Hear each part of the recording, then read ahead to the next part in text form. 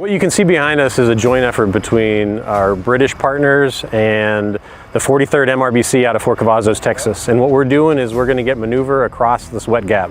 And so they're in the process of building bridges and rafts so that we can cross armored vehicles and wheeled vehicles to the far side. It's a simple drill, it's enabling action that allows them to get over an obstacle and get after the enemy on the far bank. Whilst we're out here in Poland, we're working with the Americans as well. It's just really good to get after how each other do business. It is an advantage, a strategic advantage, to be able to maneuver someplace that people wouldn't expect that you're coming from. So it allows you to get around or behind the enemy. And so what you don't see behind me though is all of the coordination and effort that went in to enable this, to make this happen, all the protection that was necessary. In Europe, you're going to see about every 100 kilometers, there's going to be a 100-meter wet gap that you're going to have to cross.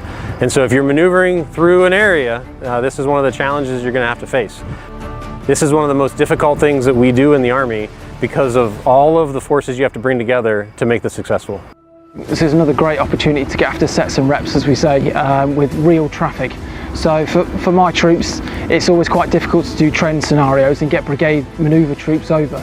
It's always awesome for them to get M1 Abrahams over, to get Leopard 2 tanks, Leclercs, M88s, Challenger 2. They love it, they absolutely love it. There's nothing better than being around armour and around the rest of the British Army and throwing them over the other bank. So doing it with the Polish and the US at the same time, it's extra bonus. I'm really lucky because my team are excellent.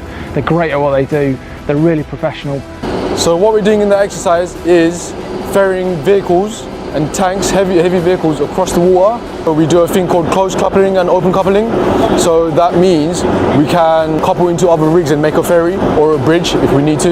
We're practicing to take vehicles over on a pond that's still water, which is extremely different to a river that has a current. It makes it slightly more challenging, but it's good practice if we ever have to do it in the future. And I think this just really demonstrates what our abilities and capabilities are, and doing it with our partners.